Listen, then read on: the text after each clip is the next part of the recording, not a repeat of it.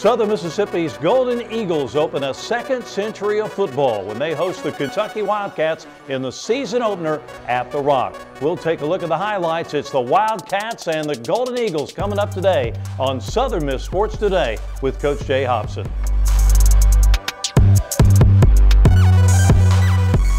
Well, hi everybody. Welcome to Southern Miss Sports Today with Coach Jay Hopson, presented by Bancorp South. Week number 1 in the books for the Golden Eagles, a tough one against the University of Kentucky last Saturday afternoon at The Rock. The Golden Eagles now getting ready to take on the Southern Jaguars this Saturday at The Rock. That's a 6 o'clock ball game. But Hop, let's talk about the opener against the Kentucky Wildcats. I guess first of all, just talk about the start of the ball game and how you felt things were going there early in the game. I thought we played physical football. I thought it was coming out. We gave up a big play on defense, I think, which kind of set the field position disadvantage a little bit early, but we had a good stop there, created a turnover. You know, it was a back and forth game there early in the first quarter. They struck early, I think, maybe in the late first, early second with a little pop pass that but the bottom line is I thought we fought hard. We kept battling back, and we gave ourselves a chance at the end to win. Yeah, that early defensive stand, they hit the play to the tight end, but you get the fumble down there, and they're down inside the 5-yard line. So good job early by the defense to create a turnover. I thought the defense, I thought they played physical. I thought for the most part, other than a couple of plays, I thought the guys played hard. It was a physical football game. I thought we played for 60 minutes. So that was something that I was proud to see. You know, those guys really played tough. You're right. I know I mentioned that to you after the ball game. For 60 minutes, they played the way you wanted to. I mean, a lot of emotion, a lot of aggressiveness. You played really hard there for a full 60 minutes. Yeah, other than a couple of plays, I think their largest gain was 10 yards the whole night. So, again, that's not bad. We just I thought a lot of times we got put back on the minus side of the field and battled back and had them punt. So I thought it was a good effort. Yeah, it really was. Early in the game, it's a game kind of a field position, and you were having to go a long way where you gave them a short field a couple of times. That's right. Football is definitely a field position game. I see that. Felt like you know, we did a good job one time on the -1 getting it. We got it out to about the 25. 30-yard line, then kind of changed the field a little bit.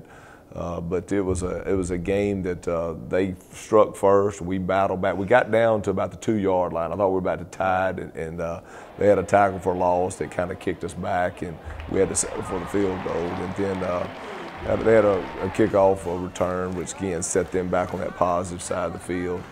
And but we kept battling, and just proud of the effort.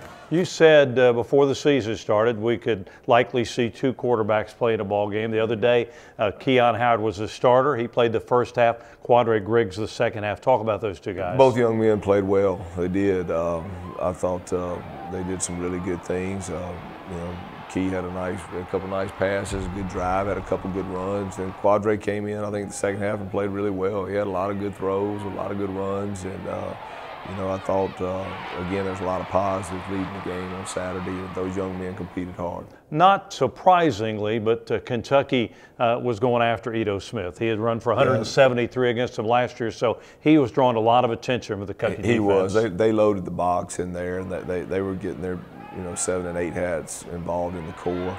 I think the one thing that we did learn, though, you look at guys like Quez Watkins and Corey Robertson, and we know what Alizé can do. We have a receiving core that is extremely talented, and we found those guys in the second half, and those guys made some big plays. Hey, you mentioned Corey Robertson. Corey, a young man who has played a lot his career, but really made some big plays, including a couple of touchdowns in the ball game. Really 2 nice plays, 2 physical plays for the touchdowns. You know, he shedded off a couple of blocks and scored, and on the first one he just took the ball away and kind of ran over the guy in the end zone. So I thought Corey, you know, he was our player of the week on offense. He played physical and made a lot of plays. You mentioned before the start of the season you thought you had a lot of depth up there on the defensive front. I thought that showed up. They really kind of dominated that line of scrimmage. It was great to look at the numbers. I think most of those guys played about, you know, anywhere between 20 and 30 snaps, which you know, I think that's a trick in football. Anytime you got a fresh defensive line and that second half playing, and those guys I think played extremely well. Rod Creighton up front was our defensive player of the game. he did a really good job, created a turnover down there in the red zone and just made a couple tackle for losses, and I thought really played a good game. You can't, I know we talked about this after the ball game, you can't take away some big plays. They had a couple of big plays. You take those out of there, pretty even football game. Yeah, as a matter of fact, I outgained them 110 yards. I think, we had a couple big plays, and we had a couple turnovers that, just kind of freakish plays. One, a guy's helmet hit Quadri right on the ball, and that led to 7 points. We had a turnover early, deep inside the red zone, where that led to their first touchdown. So, just some kind of freakish things, but our guys played hard, and they played with a true Golden Eagle spirit. A little later in the show, we're going to visit with a couple of guys. One is Ito Smith. Ito, they did a good job of holding him, but he's one of the keys to this Golden Eagle football team. He just, we can sit here for 2 hours and talk about the positives. Ito Smith. Ito's a hard worker. He competes hard. He's one of those guys that's going to go to class. He's going to go to workouts. You don't ever have to worry about Ito Smith.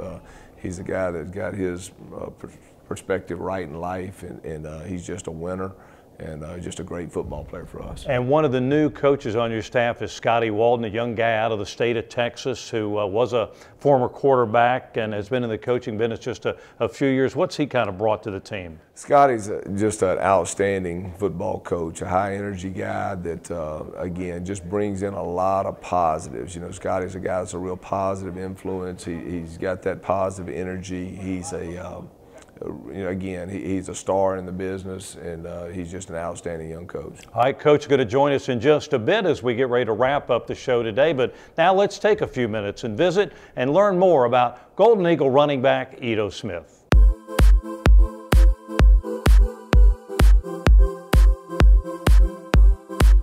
Well, growing up, I only played baseball and football.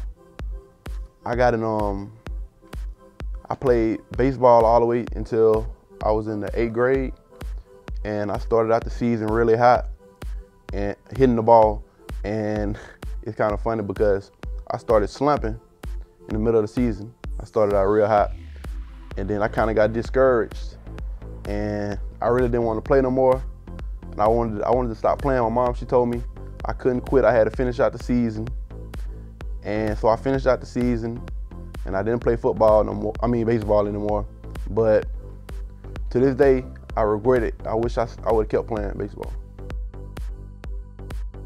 In high school at McGill Tooling, they prepared me because they stay on you with the grades. It's like it's a hard school, educational wise, and it's the same thing in the sports because they want you to perform at a high level. They want the teams year in, year out to compete on the playing field, and it was just some hard work. When I got here, it was the same. Well, actually, what attracted me to the University of Southern Miss, it was kind of a funny situation. I had offers in the beginning, and I just sat around on my offers.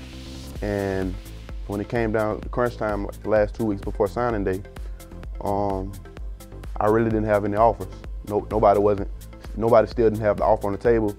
And my high school coach, he hit up Coach Munkin, and Coach Munkin, he was willing to give me an opportunity, and they offered me, and I committed. I took it and I ran with it.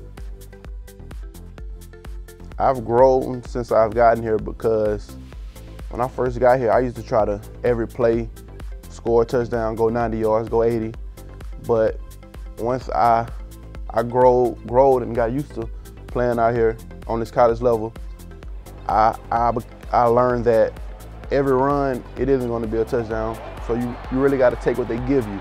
And when you have your holes and your 80-yard, 90-yard runs, you got to be special and make them count. Coach Pollard, he always teaches us slow to the hole, fast through it. And that's one of the things that I always wanted to build myself on, was hitting the hole hard. And that's what I work on, them drills by myself, and it just carries over onto the field. He basically tells us, because he played linebacker, so he tells us what used to hurt him that running back used to do, and he tells us like what are the linebackers looking for and what are they trying to do, and he just gives us a opinion or a view from a defensive guy. So we just carry that over. I'm getting a degree in business, and when I'm done playing football, I want to be a football coach. I plan on coaching. I figured I could touch young adults like Coach Pollard and Coach Simon, how they touched me. So I think that'd be a great job. I really don't want to get away from the game. Mullins, draw play, Ito Smith, breaks a tackle, breaks another, stumbles, gets around the left side, touchdown Southern Miss. Ito Smith, an 11-yard touchdown run.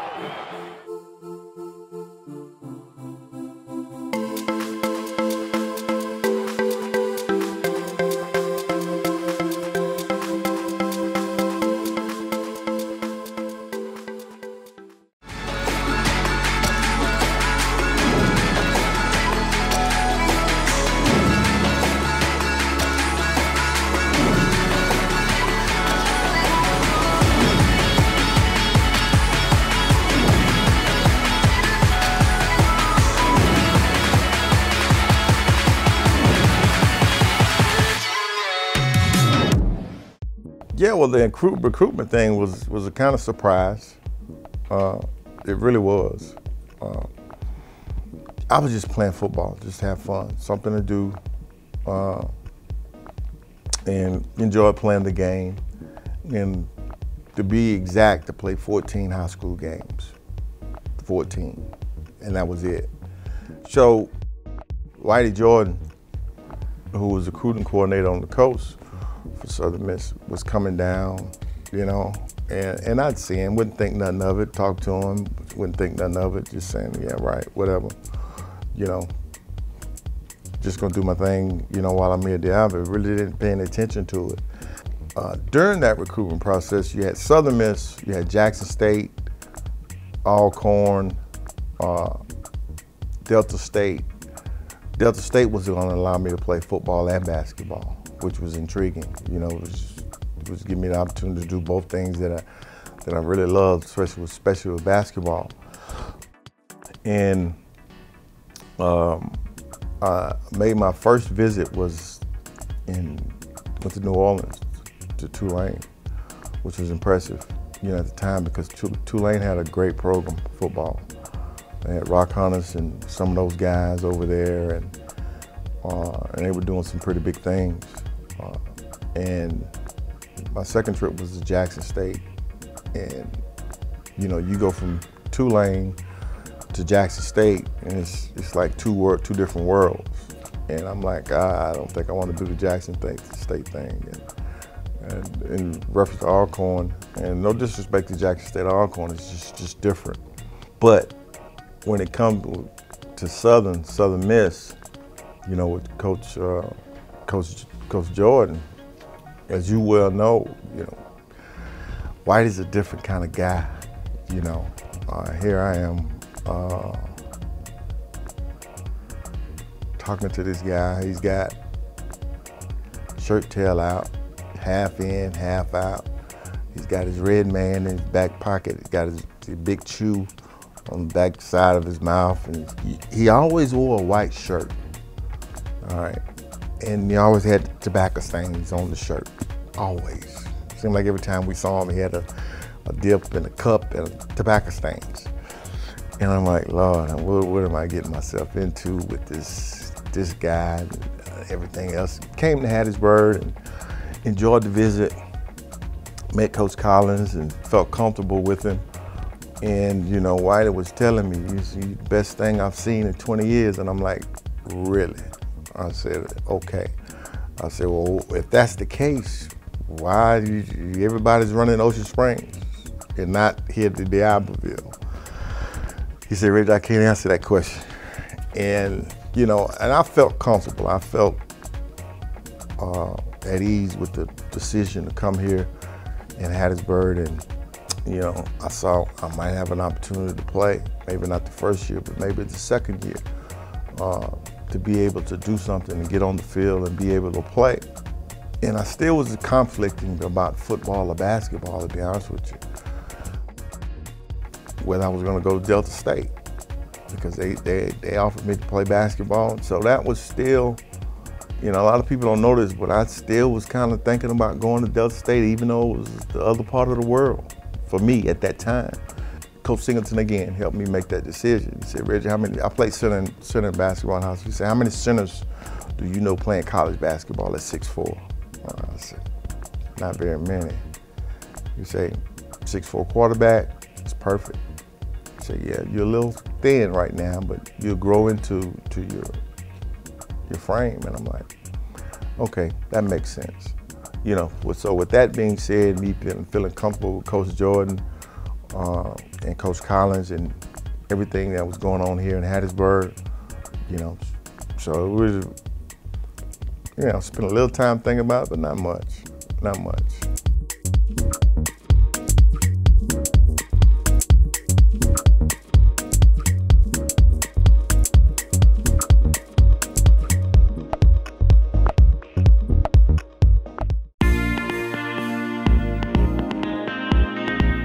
The way I got to Southern Miss was, you know, I was the head football coach at East Texas Baptist University for 1 year in 2016, this past football season, and then 3 years. I got there in 2013. I was offensive coordinator prior to getting the head coaching job, so I was there a total of 4 years.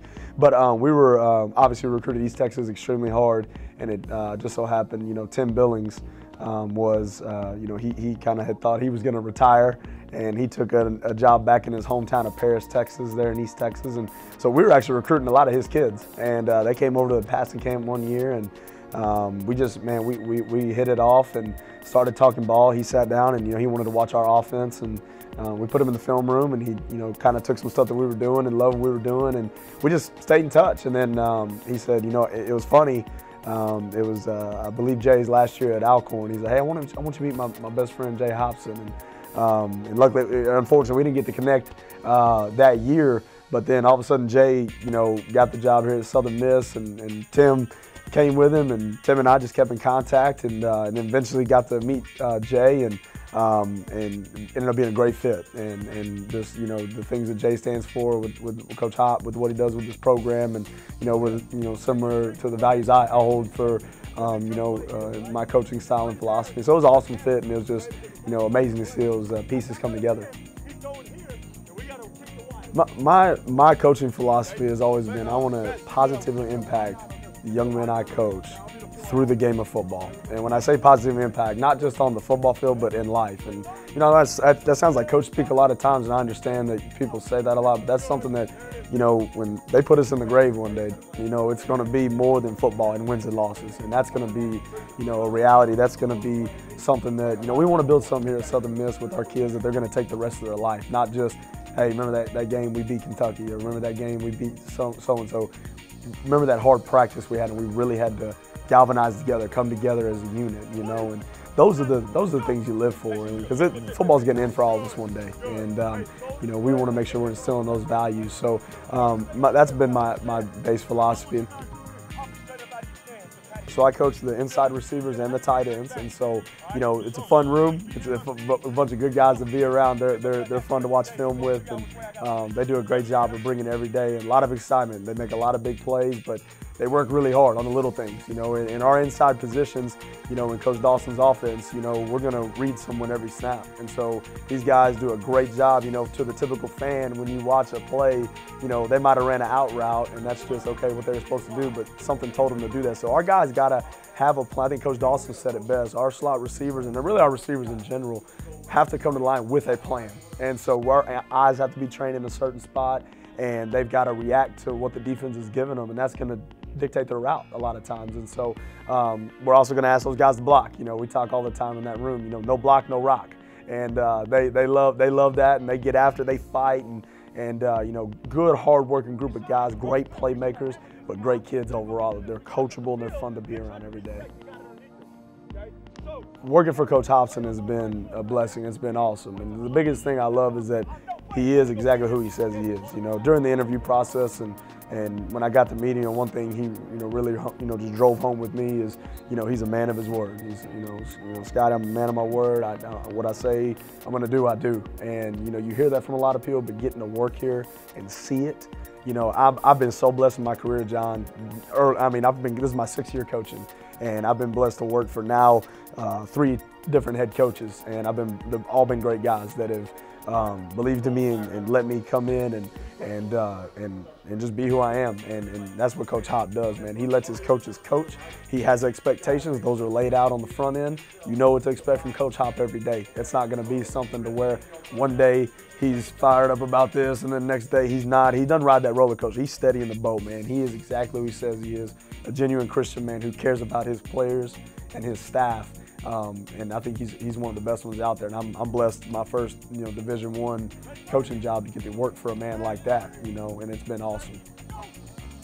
When I decided I wanted to be a coach was really in junior high school, going into high school. And I grew up in a single-parent home, much like a lot of our players, and I looked at my coaches as father figures, and that's something I really clung to. And so I loved the game, and I knew I wanted to play in college, and luckily got that opportunity to play in college. And I wanted to stay around the game. There's no way. I really truly believe I don't know if I could do anything else. I couldn't sit at a desk. I couldn't do anything like that. I want to be a part of a team, and I want to be a part of a football team and around the game of football. And so I knew pretty early on, and then when I met Coach Young when I was at Cleveland High School my junior year, there was no question in my mind what I wanted to do with my life.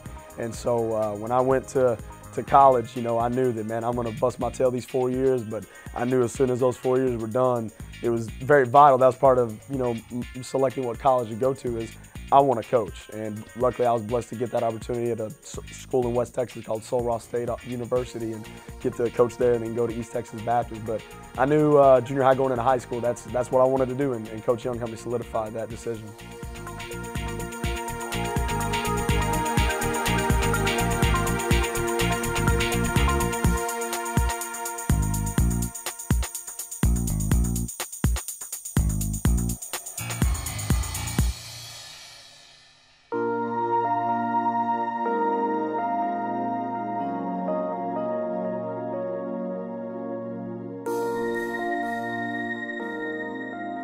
And we're back, joined again by Coach Jay Hopson, as the Golden Eagles are in the midst of their preparation for Southern University. The Jaguars out of the SWAC will be at the Rock on Saturday to take on the Golden Eagles. And we'll talk about them in a minute, Hop. But first, as you get ready for this game, what do you work on after game one, getting ready for game number 2? I think our journey is just to get better every week. That's what we want to do. I think I talked to the guys after the game. I think we can be an outstanding football team. Our guys just gotta keep working and keep getting better each week. That's our journey, and that's something that we're gonna strive to do. We know we've got an outstanding football team coming into town. Southern has my complete respect.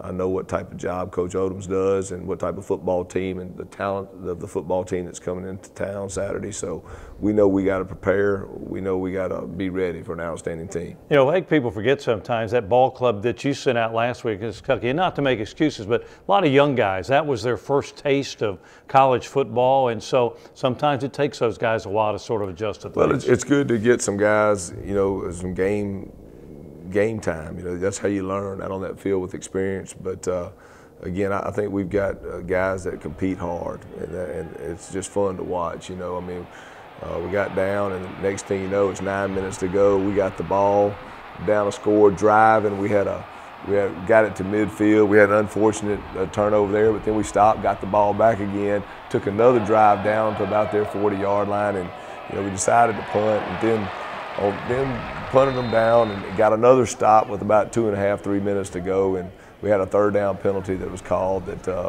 allowed them to stay on the field a little bit longer, and just didn't have enough time at the end. You mentioned Southern University, and Coach Odom's done a really good job there. He's been there a number of years and has really built them into a really good program, and they're coming off a good win over South Carolina State over the weekend. No question. They're a 9-10 win team every year.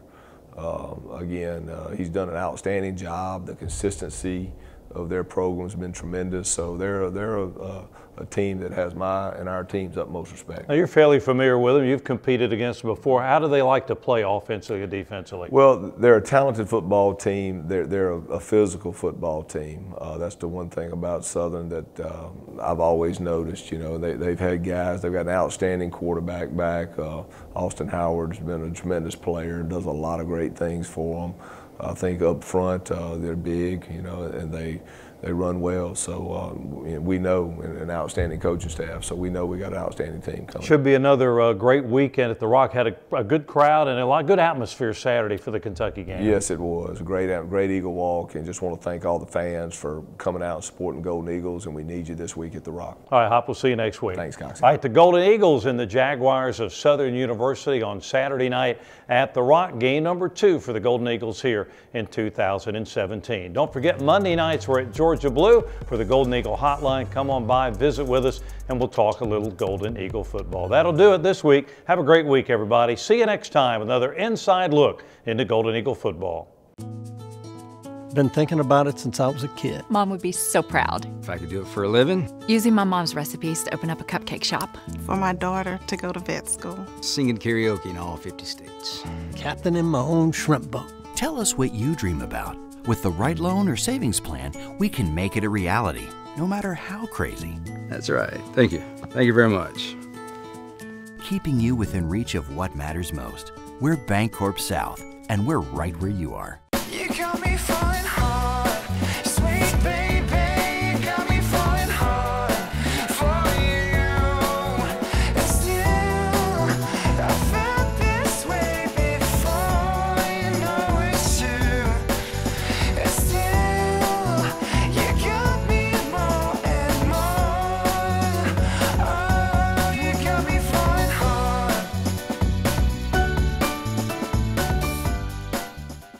Bocoma Casino invites you to come experience a Las Vegas-style atmosphere with small-town Southern charm just up the road in Sandersville, Mississippi.